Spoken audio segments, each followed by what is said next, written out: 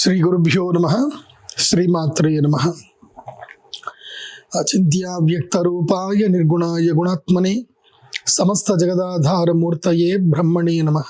యోంత ప్రవిశ్య మమ వాచమిమాం ప్రసుప్తాం సంజీవయత్యఖిల శక్తిధరస్వధామ్నా అన్యాంశ్చ హస్తచరణ శ్రవణత్వగాదీన్ ప్రాణాన్ నమో భగవతే పురుషాయ తుభ్యం.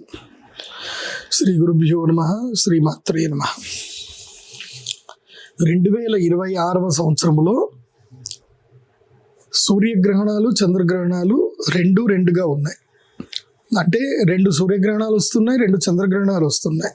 అయితే ఈసారి భారతదేశంలో కనిపించేటువంటి చంద్రగ్రహణం మాత్రం ఒక్కటి. అది మార్చి 3వ తారీఖు 2026వ సంవత్సరంలో వచ్చేటువంటి చంద్రగ్రహణం. ఇదేంటంటే కనుక అస్తంగత్వం, అంటే ఏదైతే కనుక చంద్రుడు ఉదయిస్తున్నప్పుడు, అంటే పౌర్ణమి రోజు చంద్రుడు సాయంత్రం ఉదయిస్తాడు. సో చంద్రుడు ఉదయించేటప్పుడు గ్రహణస్థుడయ్యి, అంటే గ్రహణం పట్టినటువంటి చంద్రుడు మనకు ఉదయిస్తున్నట్టుగా కనిపిస్తాడు. కొంచెము గ్రహణం మనకు కనిపిస్తుంది. ఆల్మోస్ట్ 7 గంటల వరకు గ్రహణం మనకు కనిపిస్తుంది. ఈ చంద్రగ్రహణము పాల్గొన శుద్ధ పౌర్ణమి పూర్వ ఫల్గుని నక్షత్రములో 2వ పాదంలో సంభవిస్తుంది. మరి ఈ పూర్వ ఫల్గుని నక్షత్రంలో గ్రహణం రావడం వల్ల లాభమా నష్టమా అనేది మనం క్షుణ్ణంగా తెలుసుకోవాలి. ఇంకొక విషయం, ఈ గ్రహణం ఏ సమయంలో జరగబోతుంది, ఎవరెవరికి కనిపిస్తుంది అని అంటే, వేరే దేశాల్లో ప్రారంభమవుతుంది. అంటే ఏషియన్ కంట్రీస్లో కనిపిస్తుంది, కానీ సాయంత్రం మాత్రమే కనిపిస్తుంది. కేవలము ఒక అరగంట సేపు మాత్రమే ఈ గ్రహణం మనకి కనిపిస్తుంది. ఈ గ్రహణం ప్రారంభ కాలం ఏంటంటే 3:30 ప్రారంభమవుతుంది. అంటే మన భారతదేశ కాలమాన ప్రకారము 3:30 సమయంలో గ్రహణం ప్రారంభమవుతుంది. 3:30, 4:30, 5:30. సో 4:30 నుంచి 5:30 ఆ ప్రాంతం లోపల మధ్య గ్రహణం జరుగుతుంది. అంటే ఏదైతే గ్రహణం పూర్తిగా జరగాలో దాని మధ్యకాలము అంటారు. ఆ తర్వాత 5:30, 6 తర్వాత విమోచన కాలం ఉంటుంది. అంటే 6 నుంచి 6:45 వరకు విమోచన కాలం ఉంటుంది. మొత్తం మీద చూడాలంటే ఈ గ్రహణము 3:30 గంటల పాటు ఉంటుంది. ఆద్యంత పుణ్యకాలము 3:30 గంటలు. ఈ గ్రహణం ఎవరెవరు చూడకూడదు అంటే, పూర్వ ఫల్గుని నక్షత్ర జాతకులు చూడకూడదు, సింహరాశి వారు చూడకూడదు, అదేవిధంగా కన్యారాశి వారు కూడా ఈ గ్రహణాన్ని చూడకూడదు. ఇక ఈ గ్రహణం వల్ల ఎవరెవరికి నష్టము, ఎవరెవరికి లాభము అనేది తెలుసుకునే ముందు, ఈ పూర్వ ఫల్గుని నక్షత్రంలో గ్రహణం సంభవిస్తే ఏం జరుగుతుంది అనేది ఫస్ట్ మనం తెలుసుకోవాలి. ఎందుకోసం అంటే, ఒక గ్రహణం జరిగింది అని అంటే ఒక మంచికి ఒక చెడుకి రెండిటికి సూచన ఇస్తుంది. అది దేనికి మంచి దేనికి చెడు అనేది సూచన ఇస్తుంది. ఈ చంద్రగ్రహణం ప్రభావం చేత ఏంటంటే, పూర్వాఫల నక్షత్రంలో జరుగుతుంది కాబట్టి సస్య నష్టం ఎక్కువగా జరుగుతుంది, అతివృష్టి ఎక్కువగా ఉంటుంది, వర్షాలు పడతాయి, ఈ పంటలు మొత్తం కూడా పాడైపోతాయి, పంటలకు చీడపీడలు ఎక్కువగా ఉంటాయి ఈ సంవత్సరం. దాని మీద పురుగు మందు కొట్టి ఆ పురుగు మందు సంబంధించిన దాని ప్రభావం వల్ల జనాలు ఎక్కువగా చనిపోతారు. తర్వాత అలాంటి కలుషితమైనటువంటి ఆహారం తినడం వల్ల జనాలు కూడా అనారోగ్యాల పాలవుతారు. కాబట్టి ఇది పరాభవ నామ సంవత్సరానికి ఇది సంకేతం.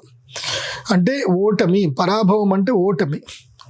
ఇప్పటి వరకు ఎవరైతే కనుక మదముతోటి ఎవరైతే విర్రవీగుతున్నారో వాళ్ళ గర్వము తగ్గిపోతుంది. అహంకారం ఉన్నటువంటి వాళ్ళకి అహంకారం తగ్గిపోతుంది. ఈ గ్రహణ ప్రభావం చేత సస్య నష్టం ఎక్కువగా జరిగే అవకాశం ఉంటుంది. అకాల వర్షాలు పడతాయి, వడగండ్ల వానలు పడతాయి. రైతులు జాగ్రత్తగా ఉండాలి. ముఖ్యంగా మామిడి పళ్ళ రైతులు చాలా జాగ్రత్తగా ఉండండి. ఎందుకోసం అంటే వాళ్ళు సంవత్సరం అంతా వెయిట్ చేస్తారు, మామిడి పళ్ళు ఇక్కడ వస్తే ఈ తోటను కాపాడుకుంటారు సంవత్సరం అంతా. ఏది జస్ట్ ఈ 2 నెలల సీజన్ గురించి అని చెప్పి. కానీ ఇదే టైంలో అకాల వర్షాలు పడి మామిడి పూత రాలిపోవడము, అదేవిధంగా పిందెలు రాలిపోవడము, నష్టం వాటిల్లేటువంటి అవకాశం ఉంటుంది. దానికి సరిగ్గా సూచన ప్రాయంగా ఇప్పుడే మీరు ఏదైనా సరే దానికి పరిష్కారం చేసుకోండి.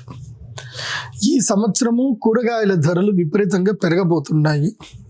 ముఖ్యంగా టొమాటో ధర, అదేవిధంగా తెల్లటి ఉల్లిపాయ యొక్క ధర పెరగబోయేటువంటి అవకాశాలు ఉన్నాయి. ఈసారి ఆలుగడ్డ కూడా పెరుగుతుంది, ఆలుగడ్డ కూడా ఏడిపిస్తుంది అందరినీ. కాబట్టి ఈ చంద్రగ్రహణం ప్రభావం చేత ముఖ్యంగా రైతులకు నష్టం వాటిల్లిన జాగ్రత్త పడ్డ రైతులకు మాత్రం లాభాలు మిగులుతాయి. ముఖ్యంగా ఈ సంవత్సరము ఉల్లిపాయల ధరలు ఎక్కువ అవుతాయి, అది కూడా తెల్ల ఉల్లిపాయ మాత్రమే. ఎందుకోసమంటే దాని ప్రొడక్షన్ తక్కువగా ఉంటుంది, కాంపిటీషన్ తక్కువగా ఉంటుంది, బయ్యర్స్ ఎక్కువగా ఉండరు. అదొకటి. టొమాటోకి జూన్ జూలైలో లాభం వచ్చే అవకాశం ఉంటుంది. జాగ్రత్త ఉన్నటువంటి వాళ్లకు టమాటా దాదాపుగా ఒక 10 రోజులు శాసిస్తాం మార్కెట్ని. 5 నుంచి 10 రోజుల పాటు టమాటా, ఉల్లిపాయ, అదేవిధంగా ఆలుగడ్డ కూడా ఈ సంవత్సరం మార్కెట్ని శాసించేటువంటి అవకాశాలు ఉంటాయి. రైతులు బ్రోక్లీ పంటను కూడా వేసుకోండి. దానివల్ల ఈ పంటలు జాగ్రత్తగా వేసుకుంటే గనక వీటి ద్వారా లాభాలు వచ్చే అవకాశాలు అయితే కనిపిస్తున్నాయి. ఈ సంవత్సరము ప్రకృతి ఎందుకోసమంటే పూర్వ ఫల్గు నక్షత్రము భగ నక్షత్రం కాబట్టి భాగ్య నక్షత్రం అంటారు. కాబట్టి భాగ్య నష్టం జరిగే అవకాశం ఉంటుంది. కాబట్టి భాగ్యం అంటే మనకున్నది ఆహార పదార్థాలే. కాబట్టి ఆహార పదార్థాల విషయంలో అప్రమత్తంగా ఉండండి. ఇంకోటి ఏంటంటే నీరు కలుషితమయ్యే అవకాశం ఉంటుంది, ఆహార పదార్థాలు కలుషితమయ్యే అవకాశం ఎక్కువగా ఉంటాయి. కాబట్టి బయట రెస్టారెంట్లలో భోజనాలు చేసేటప్పుడు అప్రమత్తంగా ఉండండి, జాగ్రత్త వహించండి. నా అడ్వైజ్ అయితే బయట తినకపోవడమే మంచిది అనేది నా అడ్వైజ్. ఇక ఈ గ్రహణము సమయములో గర్భిణీ స్త్రీలు ఎలా ఉండాలి అనే దాని గురించి తెలుసుకుందాం. గర్భిణీ స్త్రీలకు ఈ గ్రహణ సమయము గండకాలము అంటారు. దీన్ని ఏంటంటే గర్భవేద కాలము అంటారు.